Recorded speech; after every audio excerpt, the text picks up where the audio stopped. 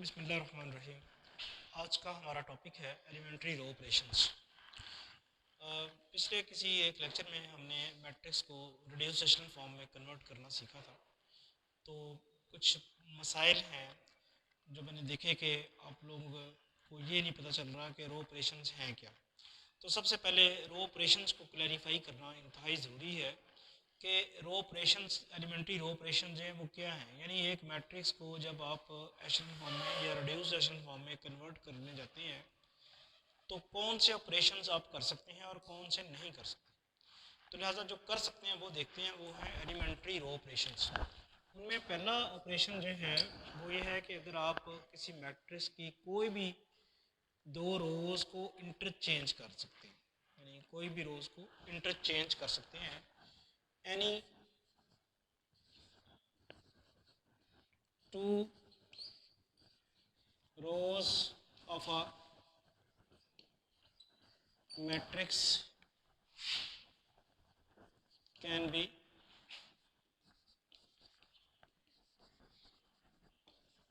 Interchange. ये पहला operation हो गया, रो ऑपरेशन। अब इसकी मिसाल के लिए अब ये दे सकता हूँ कि मेरे पास एक मैट्रिक्स है ए 3 5 7 8 0 2 -3 1 5 3 2 1। लेट्स सपोज ये एक मेरे पास मैट्रिक्स है। तो जो मैं ऑपरेशन लिख रहा हूँ, पहला रो ऑपरेशन क्या है कि इसकी कोई दो रोज़ को इंटरचेंज किया जा सकता है। तो दो रोज़, कोई दो रोज़ आप पहली और तीसरी को इंटरचेंज कर सकते हैं, पहली और दूसरी को इंटरचेंज कर दें, या पहली और तीसरी को इंटरचेंज कर दें, या दूसरी और तीसरी को। ये बार बार करते रहें, ये डिपेंड करता है कि हमें किस तरह करना है। यानी अगर फ़र्ज़ करें आपने चेंज करनी है रो, फर्स्ट और सेकंड रो इंटरचेंज करनी है, ये कह रहे थे ना। Any two rows of a matrix can be interchange. तो आपके पास 0 2 -3 1 सेकंड रो को फर्स्ट बना दिया हमने, और फर्स्ट रो को सेकंड 3 5 7 8, और जो थर्ड रो है उसको तो अभी हमने चेंज नहीं किया। ये सिर्फ रो ऑपरेशन समझाने के लिए आपको मैं कर रहा हूँ कि रो ऑपरेशन जो ये लिखा है इसका क्या मतलब है। कर दिया। अब जारी बात है, ये मैट्रिक्स ए थी, अब ये जो नई मैट्रिक्स आई है ये तो वो मैट्रिक्स ए नहीं रही। चूँकि बनी ए से ही है इसलिए इसको इक्वलेंट का लफ्ज़ हम ये सिंबल जो है वो यूज़ कर देते हैं। और जो ऑपरेशन है वो या तो आप ये लिख सकते हैं R12, या फिर आप लिखते हैं R1 is interchange by R2, इस तरह भी लिख सकते हैं। तो ये तो पहला जो रो ऑपरेशन की टाइप है वो। दूसरा ये है कि आप किसी भी रो को किसी भी नंबर से मल्टीप्लाई कर सकते हैं। मल्टीप्लाई में डिवीजन भी आ जाएगी। मसलन अगर आप 2 से डिवाइड करना चाहते हैं तो 1 और 2 से मल्टीप्लाई कर दें, तो क्या होगा, दूसरा क्या होगा, multiplying any row of a matrix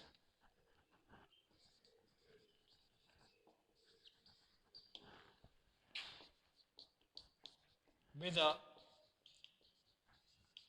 non zero scalar.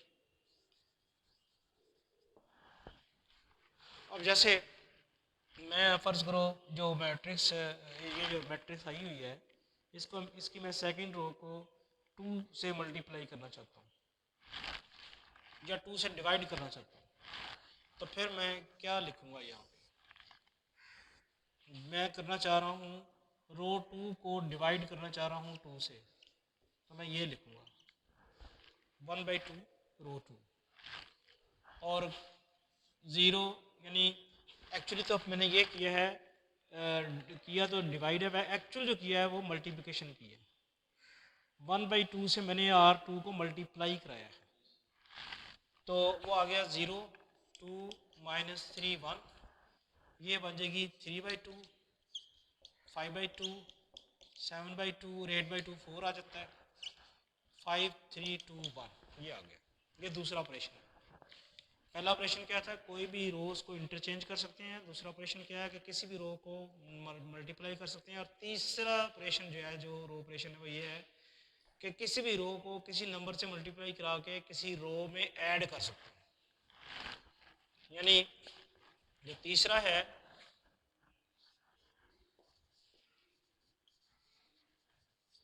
Adding multiple of any row to another row. अब उसमें दो रोज को मल्टीप्लाई नहीं कराना, ठीक है। किसी रो को आपस में रोज मल्टीप्लाइड नहीं हो रही इस ऑपरेशन। मिसाल के तौर पे अगर मैं यहाँ ये करता हूँ कि R1 प्लस 2R3 करता हूँ। R1 में मैंने R3 को 2 से मल्टीप्लाई कराया, उस जो आंसर आया उसको R1 में ऐड किया, तो ये नई मैट्रिक्स बनेगी। इसमें दो चीज़ें आपको ज़हन में रखनी है आपने, कि जिस रो को मल्टीप्लाई करा के आप ऐड कर रहे हैं वो खुद नहीं चेंज होगी। इस सारे ऑपरेशन में रो 2 का तो जिक्र ही कोई नहीं है, तो रो 2 तो आप रहने दें वैसे ही। 3/2, 5/2, 7/2 और 4। और जैसे मैंने बताया कि जिस रो को आपने मल्टीप्लाई करा के ऐड करना है उसको एक्चुअली फिजिकली मल्टीप्लाई नहीं कराना, वैसी की वैसी रहेगी। रो 3 वैसी रहेगी, 5, 3, 2, 1, ये चेंज खुद नहीं होगी। चेंज उसने होना है, रो 1 ने। तो इसमें जो चेंज आनी है वो चेंज रो 1 में आनी है। अब रो 3 को आप, ये 5 पड़ा हुआ है, इसको आपने 2 से मल्टीप्लाई कराया, वो हो गया 10। 10 आपने 0 में ऐड किया तो क्या आया, 10। रो 3 को आप, ये 3 पड़ा हुआ है, इसको 2 से मल्टीप्लाई कराया, वो 6 हो गया। 6 को 2 में ऐड किया तो वो क्या आ गया, 8। इसी तरह इसको 2 को मल्टीप्लाई कराया किसके साथ, 2 के साथ 4 हो गया। 4 को -3 में ऐड किया तो 1 आ गया। 2 से मल्टीप्लाई कराया 2 आ गया। 2 को आपने फिर 1 में ऐड किया तो क्या आ गया, 3। तो ये थे, बस इसको ज़रा याद रख लें कि रो ऑपरेशन सिर्फ 3 ही है। कौन कौन से हैं, किसी भी रो को आप किसी भी नंबर से पहला ऑपरेशन तो ये कर सकते हैं कि किसी भी दो रोज को इंटरचेंज कर सकते हैं। दूसरा क्या है, किसी भी रो को किसी नंबर से मल्टीप्लाई कर सकते हैं, उसमें डिवीजन भी आ जाती है फिर। और तीसरा क्या है कि मल्टीप्लाई करके एक रो पूरी को किसी नंबर से मल्टीप्लाई करा के किसी भी रो में आप ऐड कर सकते हैं, उसमें सब्ट्रैक्शन भी आ जाएगी। अगर आप ऐड करेंगे तो बेसिकली आपने अगर सब्ट्रैक्शन करना है तो माइनस से मल्टीप्लाई करा के आप ऐड कर देंगे, वो सब्ट्रैक्शन भी आ जाएगी। ये तो थे रो ऑपरेशंस। बात कन्फ्यूजन है कि आपके जहन में कि जी मैं दो रोज को मल्टीप्लाई कर लूँ, वो नहीं है। और जब किसी रोज को मल्टीप्लाई करा के किसी रो में ऐड करते हैं तो फिजिकली मल्टीप्लाई नहीं कराते। चलिए अब जरा देखते हैं, कोई क्वेश्चन सॉल्व करते हैं। नॉन जीरो नंबर ऐड किस में करना है, हाँ बोले कौन किस में।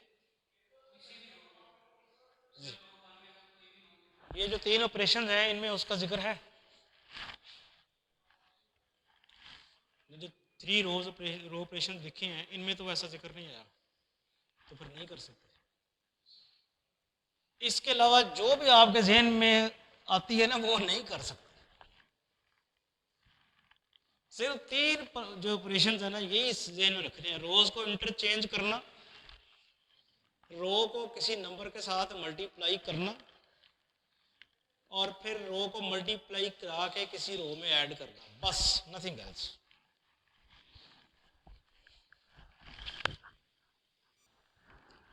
नेक्स्ट हम टॉपिक डिस्कस करते हैं, finding rank of the matrix.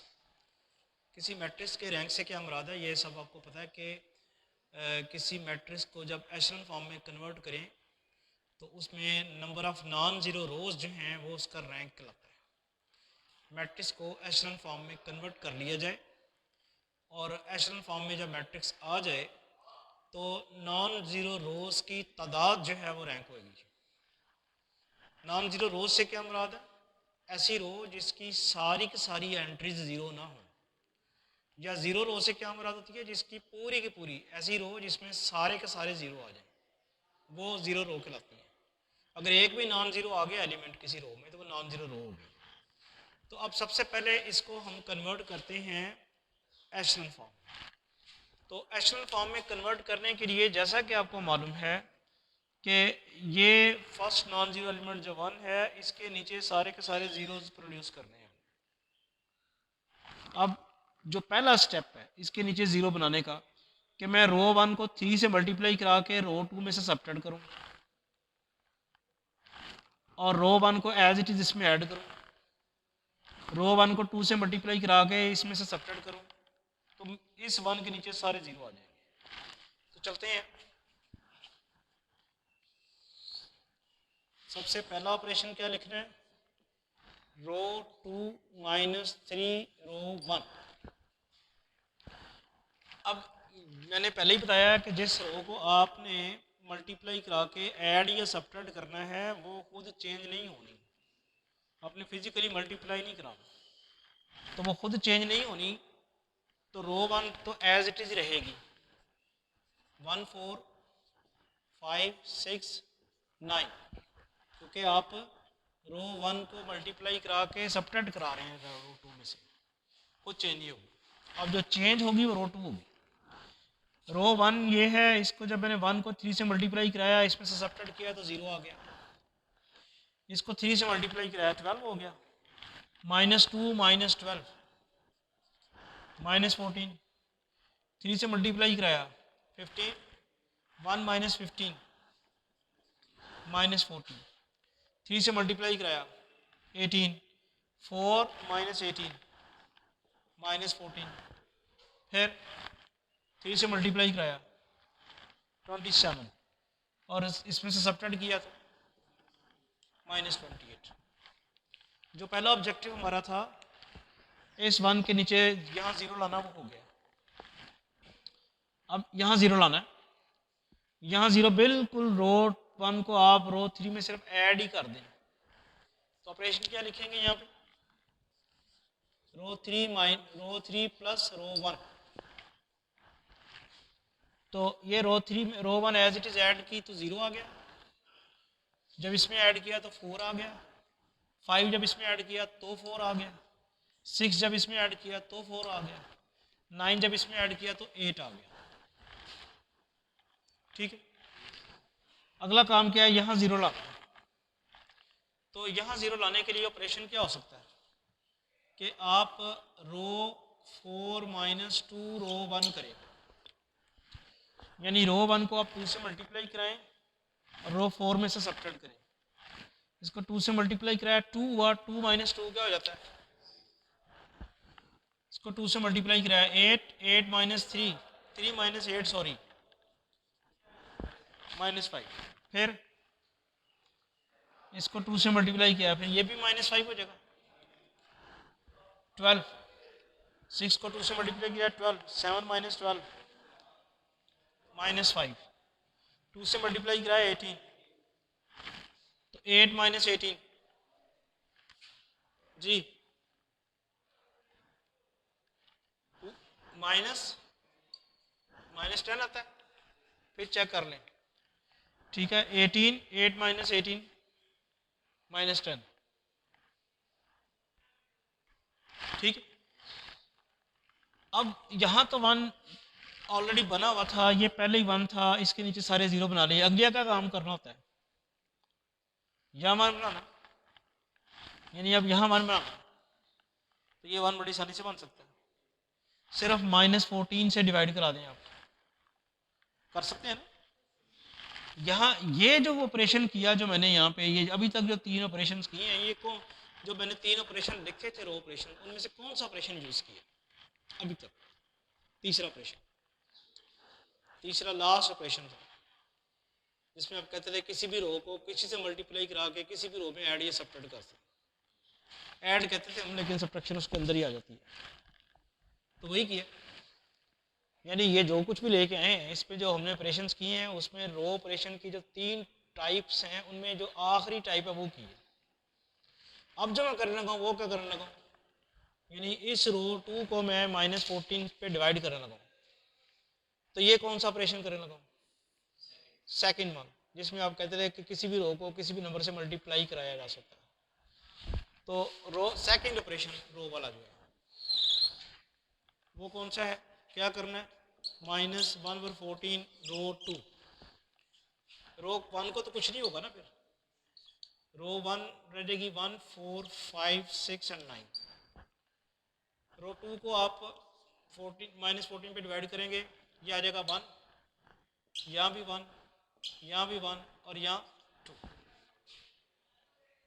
इसी तरह जो रो 3 है वहाँ से भी 4 कॉमन निकाला जा सकता है, तो वो भी कर लें आप। 1/4 रो 3, 0 1 1 1 और 2। अगला यहाँ भी, यहाँ क्या किया जा सकता है,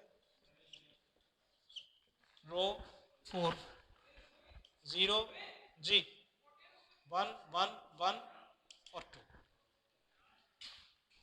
ठीक हो गया, ये 1 आ गया, इसके नीचे 0 तो बड़ी आसानी से बन जाएंगे, तो बना लेते हैं।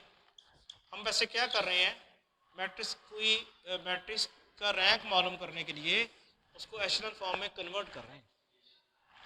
एशेलन फॉर्म में कन्वर्ट करने के लिए ये फर्स्ट नॉन जीरो एलिमेंट 1 होना चाहिए था, यहाँ भी फर्स्ट नॉन जीरो एलिमेंट 1 होना चाहिए, और इस 1 के नीचे सारे 0 और इस 1 के नीचे सारे 0 होना चाहिए।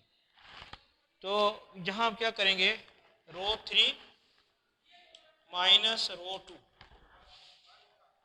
रो 1 तो चेंज नहीं होगी ना, वो तो एज इट इज रहेगी 1 4 5 6 और 9, रो 1 चेंज नहीं हुई, रो 2 भी चेंज नहीं होगी। रो 2 बेसिकली सबट्रैक्ट हो रही है किस में से, रो 3 में से, तो रो 2 भी चेंज नहीं होगी, 0 1 1 1 2, चेंज जिसने होना है रो 3 ने होना। 1 में से 1 सबट्रैक्ट हुआ, ये 0 में से इस 0 में से 0 सबट्रैक्ट करें 0 आ जाता है, 1 में से 1 0, 1 में से 1 0, 1 में से 1 0 और 2 में से 2 0। अब इस 1 के नीचे यहाँ तो 0 बना लिया आपने, अब यहाँ भी 0 बनाना है, वो क्या करेंगे, ऑपरेशन कौन सा होगा, रो 4 माइनस रो 2, तो वो भी वही होना है, 0 माइनस 0 0, 1 माइनस 1 0, 1 माइनस 1 0, 1 माइनस 1 0 और 2 माइनस 2 0। अब मेरा पहला सवाल ये है कि क्या ये एशेलन फॉर्म है, बताएं, या अभी कुछ करना है। तो हमने यहाँ पे 1 और उसके नीचे 0 बनाया, यहाँ 1 बनाया उसके नीचे 0 बनाया, तो ये सिचुएशन है। यहाँ तो 1 आया ही नहीं है, आता तो उसके नीचे 0 बनाते हैं, वो पहले बना बनाया। तो एशेलन फॉर्म की जो डेफिनेशन के मुताबिक हर रो में फर्स्ट नॉन जीरो एलिमेंट 1 है, तो इसमें तो नॉन जीरो एलिमेंट है ही नहीं ना, तो वो तो है कि अगर है तो ना, जैसे आपके ऊपर हज फर्ज है, अगर आप साहब इस्तात हैं तो जो हमारे 5 फ़राइज़ हैं उनमें हज की फर्जियत जो है वो कंडीशनल है, ठीक है, वैसे तो बाकी चीज़ें भी कंडीशनल बन जाती हैं, लेकिन हज की फर्जियत तो बिल्कुल साहब इस्तात हो तो बिल्कुल वैसे ही। अब वो वहाँ उसकी मिसाल यहाँ देनी, तो वैसे एक बात में बात चली गई कि नॉन जीरो एलिमेंट होगा तो 1 होना ना, तो है ही नहीं तो फिर तो खत्म होगी बात। इसी तरह ही मतलब अगर कोई साहब निसाब नहीं है तो ज़कात गई उसकी, ज़कात कहाँ से देगा, साहब निसाब ही नहीं, तो वो कंडीशन पूरी होगी, फर्स्ट नॉन जीरो एलिमेंट 1 नहीं है क्योंकि नॉन जीरो एलिमेंट है ही नहीं। इधर था नॉन जीरो एलिमेंट तो वो 1 ही है, इधर था तो 1 ही है, और इस 1 से पहले एक 0 मौजूद है, क्योंकि इस 1 से पहले कोई 0 नहीं था, लिहाजा इस 1 से पहले एक 0 ज़रूरी है। अगर इस 1 से पहले एक 0 होता तो फिर इस 1 से पहले 2 0 ज़रूरी थे, तो सारी की सारी कंडीशन पूरी हो रही है। तो क्या ये एशेलन फॉर्म में है, एशेलन फॉर्म में है। अब अगर ये एशेलॉन फॉर्म में है तो नॉन जीरो रोज की तादाद कितनी है? दो। दो, एक ये नॉन जीरो रो है और एक ये नॉन जीरो रो है। मैंने बताया था कि अगर किसी रो में सारे जीरो आएंगे तो जीरो रो कहलाएगी, वरना वो नॉन जीरो रो रहेगी। तो यहाँ सारे जीरो आए हैं, ये जीरो रो है, ये सारे जीरो हैं, ये जीरो रो है। इसमें एक जीरो आ जाने से ये नहीं है कि वो जीरो रो बन गई है, वो तो रही तो नॉन जीरो रो ही है।